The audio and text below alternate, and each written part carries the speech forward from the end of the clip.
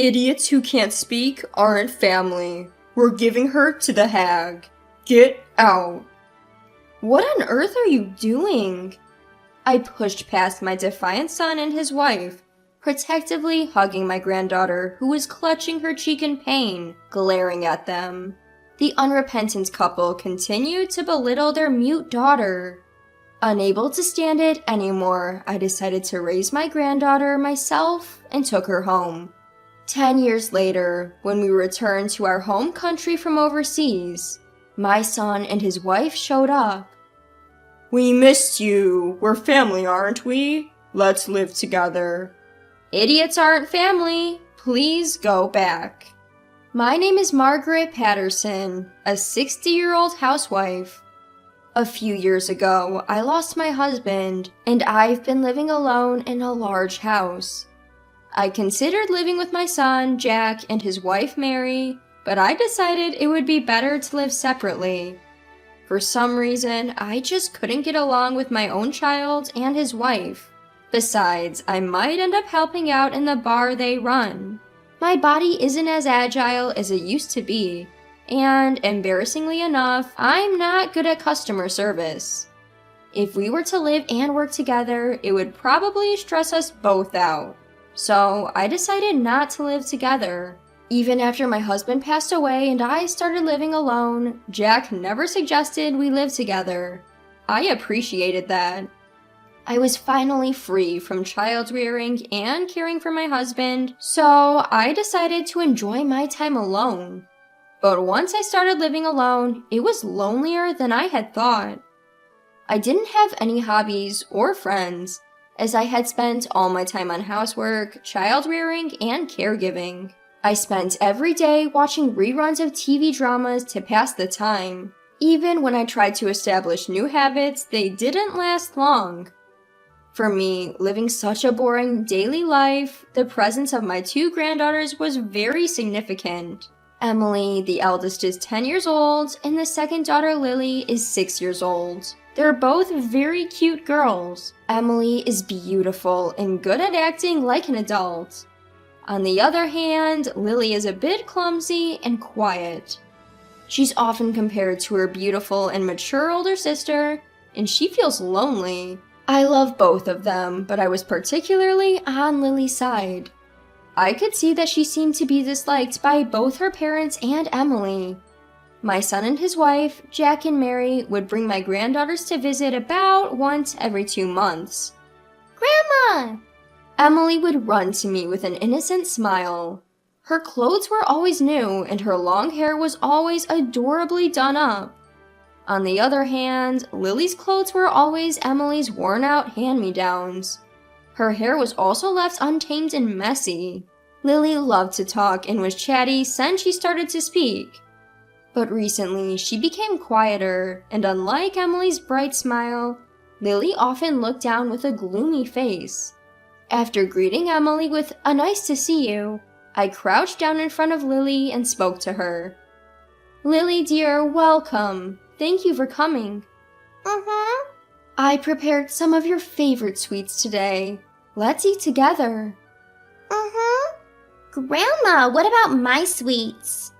Of course, I have yours too. Let's go.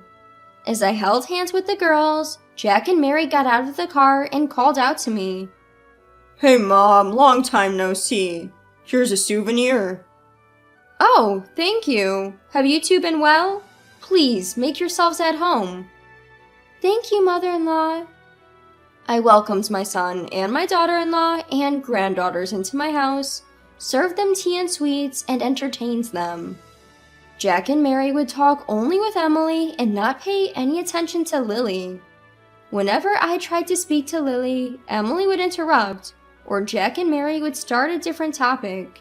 I was concerned about their attitude towards Lily, but I thought it best not to interfere too much and just kept an eye on them. However, I would later regret this approach. One day, I had plans to visit Jack and Mary's house and brought along some sweets that they and the girls liked. Upon arriving at their house, I reached out to ring the doorbell. Just then, I heard Jack yelling something from inside the house. Why don't you say something instead of just being quiet? I was shocked. As I reached for the front door, it opened easily. Without hesitation, I removed my shoes, and as I walked down the hallway, I could hear the voices coming from upstairs. You know it's because you don't talk at school that I'm being embarrassed, right? As I climbed the stairs, the shouting continued, followed by a sharp, dry sound. Upon opening the door from where the sound came, I found Jack and Mary scolding Lily, who was sitting on the floor, while Emily was waving her hand as if in pain. Lily was about to cry and holding her cheek, and Emily seemed to be in pain, waving her hand around. Hey, Lily, you got smacked by your sister, didn't you? How about saying it hurts? If you can't speak, you're no longer family. Get out. We'll send you to Hag's home. What the hell are you guys doing?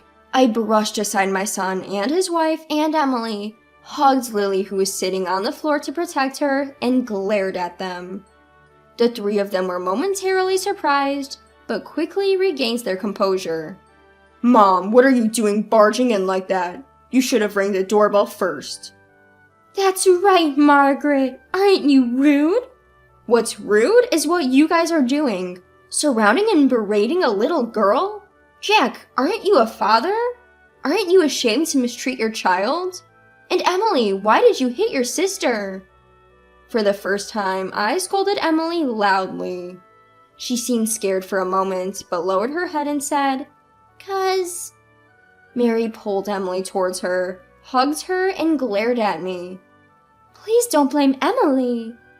I glared back without backing down. Protecting Emily, who hit her sister, is not the right response for a mother. Jack, who was watching, pointed at me and yelled, "Mom, what are you thinking? Get away from that idiot." The idiots are you guys. Apologize to Lily. Huh? Who's going to apologize?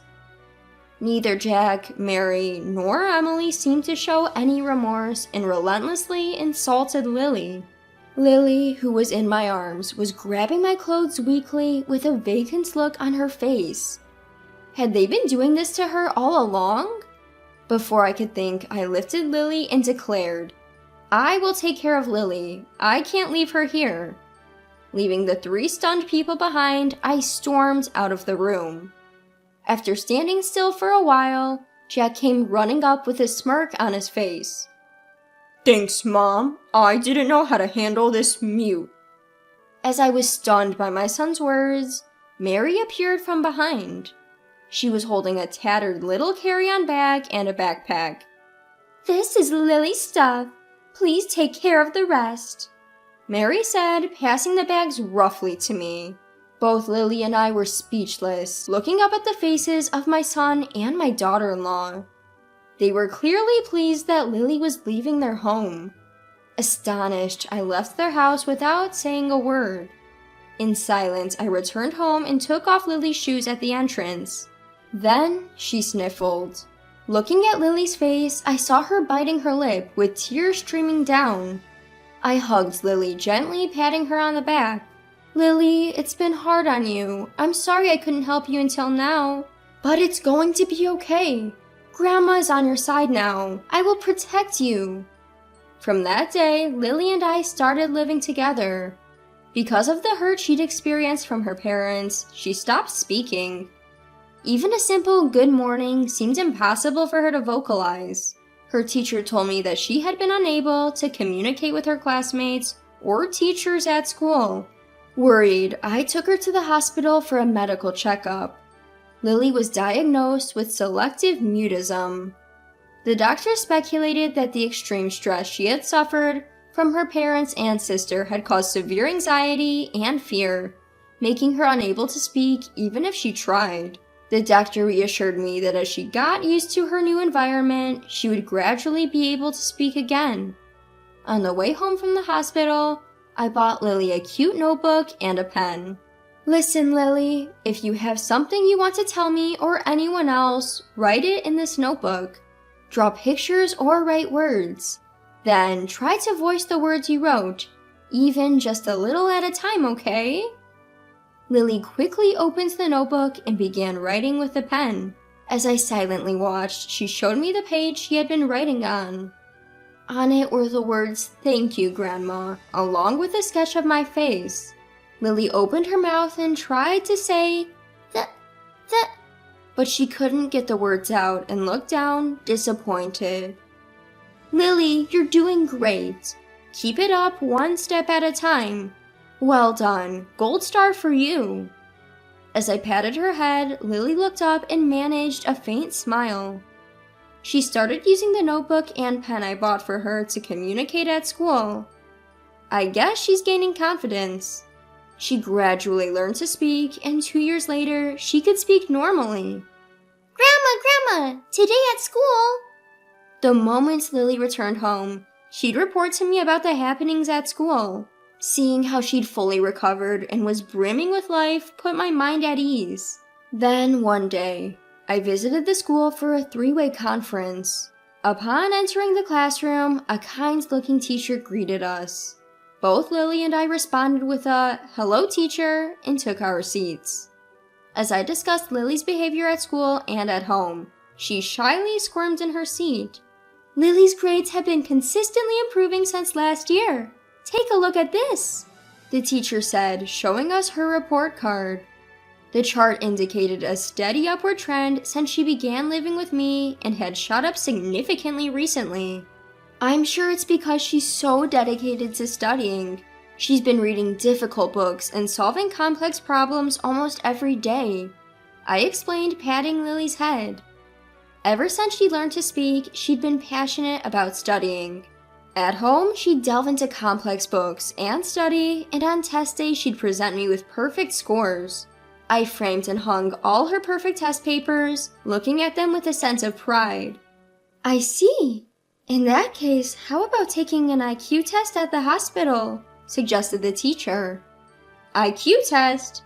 When I asked for clarification, the teacher explained, Lily might be gifted. Gifted refers to children who are naturally very intelligent. Lily seemed to be just as smart, if not more so, than an adult. The teacher suggested that it might be worth getting an IQ test done so that we could provide an educational environment suitable for her exceptional talents. So I immediately took Lily to the hospital for an IQ test. As the teacher had suspected, Lily was indeed gifted. I was amazed to find out that Lily had such an amazing ability. When I asked her, "How did you find the studies in elementary school? Is it fun?" she responded with a bored expression. Well, to be honest, it's too easy and I find it boring. I want to study something more challenging. But if I tell the teacher, they get confused. Hearing her words, I started to ponder. I wondered if Lily could pursue the kind of studies she wished for in America. The studies that Lily desires are probably at a middle school or high school level. I wondered if Lily, who has not yet graduated from elementary school, could handle this. I consulted with her homeroom teacher. The teacher then told me about the grade skipping system in the US. The teacher suggested that if Lily went to America, she could pursue the study she desired. It reminded me that my late husband's brother was working in America. I hadn't been in touch with him since my husband passed away, but he might be able to help. As soon as I reached out and consulted with him, he said he would support our life in the US. Relieved, I suggested to Lily the idea of studying abroad in America. I want to go if it's with Grandma, but I want to graduate from elementary school with my friends first. All right, I understand. I'll also learn English by the time you graduate. At that response, Lily smiled relieved. She made many memories in elementary school and graduated without any issues.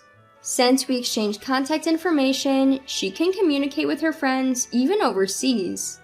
I decided not to mention the study abroad plan to Jack and Mary. I thought they might try to take her back if they found out Lily was gifted in order to use her. Lily quickly adjusted to life in the US and studied by skipping grades. I supported her with all my might. When I saw Lily saying, "Studying is more fun than before," I truly felt glad that we came to the US. Her talent is truly incredible. After a few years of studying in the US, she enrolled in Harvard University, studied business, and before I knew it, she had started her own company. I want to repay my grandma, Lily said enthusiastically. For me, she's already repaid me enough. After all, Lily has grown up and become a wonderful adult. Her achievements were featured on American news, spread worldwide, and she became a celebrity. In all likelihood, Lily's name is known in the worldwide as well. I wonder what Jack and Mary think of her achievements. I would be happy if they regret how they've treated her. 10 years after Lily started her company, for work reasons, Lily and I returned back to our country. We rented a new apartment, and while we were living there, the doorbell rang. I thought it might be a circulated notice, and without any suspicion, I opened the door. It's been a while, Mom. Have you been doing well? Jack, and Mary too, why are you here? Upon seeing the two faces, I couldn't help but shudder. I had changed my contact information and was living far away from the house I had lived in before. How did they find me here? Ignoring my surprise, Mary called out into the house. Hey, Lily, you're here, right? It's your mom. I've come to see you after such a long time. What do you want? Please don't approach my daughter. Don't be cold, Mom. We are Lily's parents after all. That's right, Mother-in-law. Lily is here, right? Please let us meet her. Wait, don't just barge in like that. Without giving me a chance to stop them, the two of them pushed past me and entered the house. As I was trying to stop them, Lily peeked out from the living room. What's wrong, Grandma? Wait, what? Lily, too, seemed surprised by the sudden visitors. I awkwardly turned my face away. On the other hand, my son and his wife seemed delighted to finally see Lily. Oh, Lily, I've missed you. You've grown so much. As Mary reached out to hug her, Lily brushed off her arms. If you want to talk, I'll listen in the living room. I'll prepare some tea, so please wait on the sofa. With a cold statement, Lily began preparing tea in the kitchen. Jack and Mary unreservedly plopped themselves down on the sofa and started reminiscing with her one-sidedly. Growing concerned, I called out to Lily. She winked at me, signaling to leave it to her. When I sat down opposite them, I was immediately confronted with the main issue. The pub my son and his wife were running had gone out of business due to poor management. Their older daughter Emily had also gone off the grid since she started working, and they had no idea what she was doing or where she was now. Jack and Mary, having lost their jobs, were currently living in poverty and had no idea when they would run out of savings. Hey, Lily, would you consider supporting us? You ran away from home at 6, but until then, we raised you. You should pay your respects. Lily, you must have felt lonely not being able to see us all this time, right? But let's live together from now on. Let's create memories as a family, making up for the time we were apart. I couldn't stand to watch my son and his wife pathetically pleading with Lily. While it pains me to say this about my own son, I just can't understand how he turned out this way. Where did I go wrong in raising him? Lost in my own guilt, I was snapped back to reality by Lily's voice. Idiots aren't my family. My only family is Grandma. Please see yourselves out. She wore a cool smile I had never seen before. But Lily... Wait, please. Regardless of their pleas to live together, Lily didn't budge. She forcefully pushed them out the front door, locking it with a definitive click. Looking out the window, I could see my son and my daughter-in-law slinking away with slumped shoulders. Grandma, what is it, dear? Should we move? With those words, she laughed. She apparently had been secretly planning to build a house for us to live in together. She designed it with accessibility in mind for my sake. Thank you, Lily. As I thanked her, she blushed and gave an embarrassed laugh. Several months later, we moved into our new home. Thanks to the accessible features Lily planned, I'm living comfortably. Our shared memories are framed and displayed on the walls. Even the notebook and pen we bought when we first started living together are there. Every time I see them, I'm moved to tears. Today, I think I'll make Lily's favorite dish for her. With that thought, I headed to the kitchen to start cooking.